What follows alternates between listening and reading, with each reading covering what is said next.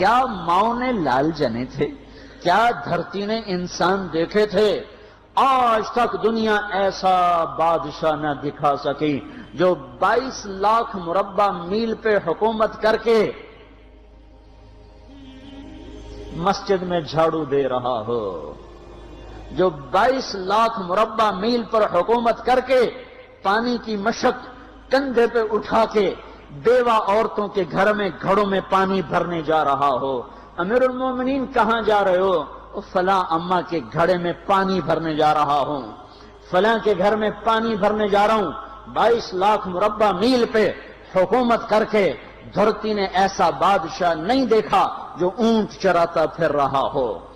اور جو بیت المال کا اونٹ گم ہوا، چولے کو باندھا اور دوڑ لگائی، آگے احنف بن قیس ملے، ارے کہاں جا رہے ہو امیر المومنین؟ کہا تو بھی آجا، بیت المال کا اونٹ گم ہو گیا ہے، مل کے تلاش کریں۔ پتہ نہیں کتنے مسلمانوں کا اس میں حصہ ہے۔ دھرتی ایسا بادشاہ نہ دکھا سکے گی، نہ دکھا سکے گی، کوئی ایسا آیا ہی نہیں ہے کہ جو اتنی بڑی سلطنت کا مالک ہو اور کیکر کے درخت کے نیچے بغیر پیروں کے سو رہا ہو۔ یہ ہمارے چھوٹے چھوٹے حکمران، ووٹوں کے ذریعے سے کرسیوں پر بیٹھنے والے، ان بے وقوفوں کے آگے بھی پہرے، پیچھے بھی پہرے، دائیں بھی پہرے، بائیں بھی پہرے، اوپر بھی پہرے، ان کی گاڑیاں بھی بلٹ پروف، یہ پھر بھی ڈرتے ڈرتے جا رہے کہ انہوں نے ظلم کیا، یہ اپنی ذات میں خوف زدہ ہو گئے۔ عمر نے اپنے نام کے ساتھ فاروق کا لقب آپ نے کہا عمر فرق بین الحق والباطل، عمر وہ عمر ہے جس نے حق اور باطل میں فرق کر کے دکھا دیا، اس لیے یہ فاروق ہے، اس نے حق اور باطل میں فرق کر کے دکھایا، یہ فاروق ہے۔ حسن بصری فرمایا کرتے تھے اپنی محفلوں کو عمر کے ذکر سے سجاؤ۔ حضرت عائشہ فرمایا کرتی تھیں عمر کے تذکرے کیا کرو کہ جب عمر کا تذکرہ ہوتا ہے تو عدل کا تذکرہ ہوتا ہے، جب عدل کا تذکرہ ہوتا ہے تو اللہ کا تذکرہ ہوتا ہے۔ کہ ہم عائشہ رضی اللہ تعالیٰ عنہ فرمایا کرتی تھیں اتنے بڑی سلطنت پر حکومت کرنے کے بعد اللہ کی راہ میں جانے والے مجاہدین کے گھر گیا کھڑا ہوا ہے، دروازے پہ دستک دے رہا ہے، بیٹی کوئی بازار سے سودا لینا ہو تو مجھے بتاؤ، تیرے گھر والا تو اللہ کی راہ میں ہے، میں تمہارے گھر کا سودا لے آؤں، کیا کیا چیز چاہیے؟ تم نے اپنے خامند کو خط لکھنا ہوگا، تم تو لکھنا نہیں جانتی، مجھے بتاؤ میں تیرے خامند کو تیری طرف سے خط لکھوں۔ اما تیرا بیٹا اللہ کی راہ میں گیا ہوا ہے، مجھے بتا میں تیرے بیٹے کے نام تیری طرف سے خط لکھوں۔ اتنی بڑی جس کے سامنے قیصر اور کسریٰ زیر و زبر ہو گئے، کج کلا، وہ زمین میں جا کے تہ خاک میں وہ سارے ہیرے لال جواہر، وہ زمین میں لوٹ پوٹ کرنے والا، کسریٰ کے تخت کو توڑنے والا اور روم کی طاقت کو توڑنے والا، آل ساسان کی طاقت کو توڑنے والا اور نوشیروان کے خزانے مدینے میں لانے والا اور خسرو پرویز کے خزانے مدینے میں لانے والا اور رومت الکبریٰ کے خزانے مدینے میں لانے والا خود اپنے کرتے میں 14 پیوند لے کے چل رہا ہے، 14 پیوند کے ساتھ کرتا ہے، مہینے میں 1 دن گوشت کھاتے تھے، وہ روٹی کھاتے تھے کہ عام آدمی حلق کے نیچے نہیں لے جا سکتا تھا۔ ہے سال کی ابتدا اس شخص کی شہادت سے ہوتی ہے جس کو اللہ نے وہ عزت دی۔ آپ نے کہا میرے 2 وزیر آسمان میں، 2 وزیر زمین میں، آسمان پہ جبریل اور میکائیل میرے وزیر ہیں، زمین پر ابو بکر اور عمر میرے وزیر ہیں۔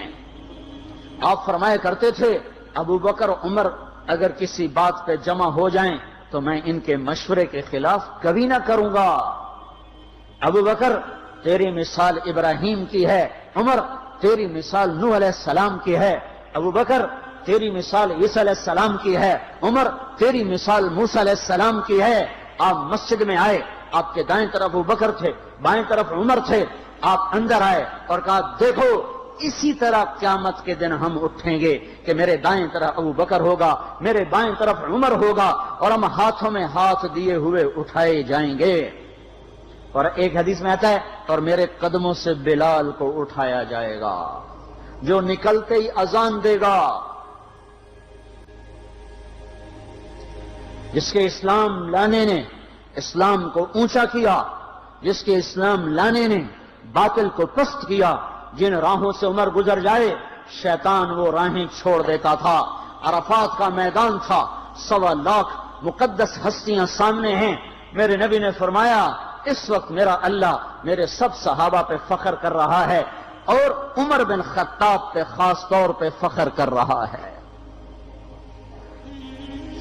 خاص طور پہ فخر ہو رہا ہے، عمر بن خطاب پہ خاص طور پہ فخر ہو رہا ہے۔ میرے بعد کوئی نبی ہوتا عمر ہوتا۔ عمر، میں نے رات جنت میں محل دیکھا، ایک اینٹ موتی کی، ایک یاقوت کی، ایک زمرد کی۔ میں نے پوچھا یہ کس کا ہے؟ کہا گیا ایک قریشی کا ہے۔ میں نے کہا میں قریشی ہوں، اتنا خوبصورت محل ہے، میرا ہی ہوگا۔ جب جانے لگا تو فرشتے نے کہا یہ آپ کے غلام عمر بن خطاب کا ہے۔ وہ کیا مبارک لوگ ہیں کہ جنہیں نبی کے گھر میں قبر نصیب ہو، ایک طرف ایک ساتھی، ایک طرف دوسرا ساتھی، جن کو نبی کے دو پہلوؤں میں جگہ ملی ہو۔ وہ کیسی عظیم ہستیاں اتنی بڑی سلطنت کا مالک اور اتنے بڑے عدل کی نشانی بن کر مدینے میں مسجد میں بیٹھے رو رہے ہیں۔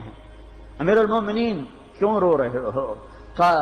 کہا دجلہ کے کنارے کتا بھی پیاسا مر گیا تو پوچھ تو عمر کی ہوگی، فرات کے کنارے کتا بھی پیاسا مر گیا تو پوچھ تو عمر کی ہوگی۔ راتوں کو پہرے دیے جا رہے ہیں، راتوں کو خبرگیری کی جا رہی ہے۔ مدینے کے باہر ایک خیمہ ملتا ہے، چند بچے ملتے ہیں جو رو رہے ہیں۔ ایک عورت ہانڈی چڑھا کے ڈوئی پھیر رہی ہے۔ پوچھتے ہیں بہن یہ بچے کیوں رو رہے ہیں؟ کہ یہ بھوک سے رو رہے ہیں۔ ہانڈی میں کیا ہے؟ پانی، کچھ بھی نہیں۔ کیوں چڑھایا ہوا ہے؟ بہلانے کے لیے، سو جائیں گے روتے روتے۔ میرا اور عمر کا اللہ کے ہاں فیصلہ ہوگا۔ تو عمر کی ہچکیاں بن گئیں کہ عمر کو بہن تیرے حال کی کیا خبر؟ کہ پھر ہمارا بادشاہ کیوں بنا ہے؟ اگر ہمارے حال کی خبر نہیں لیتا تو ہمارا خلیفہ کیوں بنا ہے؟ پر لگ گئے، بیت المال سے سامان نکالا، بوری بھری، سر پہ اٹھائی، کمر پہ اٹھائی۔ غلام اسلم نے کہا میں اٹھاؤں؟ کہ قیامت کے دن بھی میرا وزن تو اٹھائے گا۔ اسی طرح بھاگے ہوئے آئے، پنیر نکالا، آٹا نکالا، گھی نکالا، شہد نکالا، ڈال کے ہانڈی میں نیچے آگ، خود دھواں، گیلی لکڑیوں میں پھونکے مار مار مار آگ جلائی، حلوہ تیار کیا، پھر پلیٹوں میں ڈال ڈال کے بچوں کو کھلایا۔ وہ عورت کہنے لگی کاش عمر کی بجائے تو خلیفہ ہوتا۔ تو یہ نہیں کہا کہ میں ہی عمر ہوں، میں ہی عمر ہوں۔ فرمایا جب کل تو امیر المومنین سے ملے گی تو مجھے بھی وہیں دیکھ لے گی، مجھے بھی وہیں پا لے گی۔ پھر وہاں بیٹھ کے دیکھتے رہے، اٹھ کے چل دیے۔ بچے ہنسنے لگے، کھیلنے لگے تو اپنے غلام سے فرمایا میں نے انہیں روتا دیکھا تھا، میرا جی چاہا میں انہیں ہنستا بھی دیکھوں۔ 22 لاکھ مربع میل پہ اسلام پھیلا کر حکومت اس سے بھی بڑے علاقے میں لوگوں نے کی۔ چنگیز نے اس سے زیادہ فتوحات کی، محمود غزنوی نے اس سے زیادہ کی، سکندر تیمور نے اس سے زیادہ کی۔ پر فتوحات کر کے یوں خدمت کر رہا ہو، پانی بھر رہا ہو، اونٹ چرا رہا ہو، امامت کرا رہا ہو، 14 پیوند لگے کپڑوں کے ساتھ خلافت کے تخت پر بیٹھا ہوا ہو، یہ دھرتی میں پھر کوئی نہیں آئے گا۔ ہے نماز میں خنجر لگا، نماز پڑھاتے ہوئے 27 ذوالحج، 27، 28، 29 یکم کو انتقال ہوا۔ یکم محرم موت کے آثار گہرے نظر آئے۔ بیٹے کو بلایا کہ بیٹا جاؤ اما عائشہ سے پوچھ کے آؤ کہ عمر اپنے ساتھیوں کے ساتھ دفن ہونے کی اجازت چاہتا ہے۔ امیر المومنین کے لقب سے بات نہ کرنا، عمر کہنا۔ عمر، اب میں امیر المومنین نہیں رہا۔ جب وہ پوچھنے گئے تو حضرت عائشہ رو رہی تھیں۔ انہوں نے عرض کیا اما جان میرا باپ اپنے ساتھیوں کا پڑوس چاہتا ہے۔ انہوں نے فرمایا یہ جگہ تو میں نے اپنے لیے رکھی تھی، لیکن اگر عمر چاہتے ہیں تو ان کو مجھ پر فضیلت ہے، میں ان کے لیے دستبردار ہوں۔ انہوں نے واپس آ کر خوشخبری سنائی، مبارک ہو اجازت مل گئی۔ کہ نہیں شاید میرے شرم میں اجازت دی ہو، جب مر جاؤں تو مجھے دوبارہ دروازے کے سامنے رکھ کر پھر جا کے پوچھنا، اس وقت اجازت ملے تو پھر لے جانا، ورنہ مجھے بقیع کی طرف لوٹا دینا۔ اتنے میں حضرت علی آئے، پریشان دیکھا، عمر کیوں موت سے ڈر گئے؟ کہ نہیں، موت کے بعد کی گھاٹی سے ڈر رہا ہوں۔ کہ ڈرو نہیں، میرے ان کانوں نے سنا ہے اور اتنی دفعہ سنا ہے کہ میں گن نہیں سکتا کہ اللہ کے نبی فرمایا کرتے تھے ابو بکر اور عمر جنت کے بڑی عمر کے لوگوں کے سردار ہیں۔ آپ نے فرمایا تو اس بات کی گواہی دے گا؟ کہ میں بھی دوں گا، میرا بیٹا حسن بھی دے گا۔ امام حسن بھی ساتھ تھے۔ کہ میں بھی دوں گا، میرا بیٹا حسن بھی گواہی دے گا۔ پھر بھی ہے جو جنت کی بشارتیں لیے ہوئے ہیں، 10 مبشرہ، ابو بکر جنتی، عمر جنتی، عثمان جنتی، علی جنتی، طلحہ جنتی، زبیر جنتی، ابو عبد الرحمن بن عوف جنتی، ابو عبیدہ بن جراح جنتی، سعید بن زید جنتی۔ آپ نے نام لے کر گنے، نام لے کر گن کر کہا، سنو ابو بکر جنتی ہے، عمر جنتی ہے، عثمان جنتی ہے، علی جنتی ہے، طلحہ جنتی ہے، زبیر جنتی ہے، سعد بن ابی وقاص جنتی ہے، عبد الرحمن بن عوف جنتی ہے، ابو عبیدہ بن جراح جنتی ہے، سعید بن زید جنتی ہے۔ میں ان سے راضی ہوں، لوگوں ان کا حق پہچانو، میں ان سے راضی ہوں، میں ان سے راضی ہوں۔ پھر آپ نے فرمایا اگر تم نے ان کے بارے میں کسی ایک کے بارے میں بھی دل میں بغض لے کر مر گئے، اور تم نے اتنی بندگی کی تھی کہ سوکھ کے کانٹا ہو گئے تھے، روزے اتنے رکھے تھے کہ پیٹ کمر کو لگ گیا تھا، سجدے اتنے کیے تھے کہ تمہارے ماتھے اور گھٹنوں پر پتھروں جیسے نشان پڑ گئے تھے، اتنا کچھ کر کے ان 10 میں سے کسی ایک کا بغض لے کر اگر تم مر گئے تو اللہ تمہیں منہ کے بل جہنم میں گرا دے گا۔ لوگوں میں ان سے راضی ہوں، ان کا حق پہچانو۔ جن کو اللہ بھی رضا کے پروانے دے رہا ہو، جن کو اللہ کا رسول رضا کے پروانے دے رہا ہو، جن کو وزارت کا شرف مل چکا ہو، نبی کے پہلو میں قبر جن کی بننے کا اعلان ہو چکا ہو، وہ موت پر کیا کہہ رہا ہے؟ موت پہ کیا کہہ رہا ہے؟ اپنے بیٹے سے کہا میرا سر زمین پہ ڈال دے۔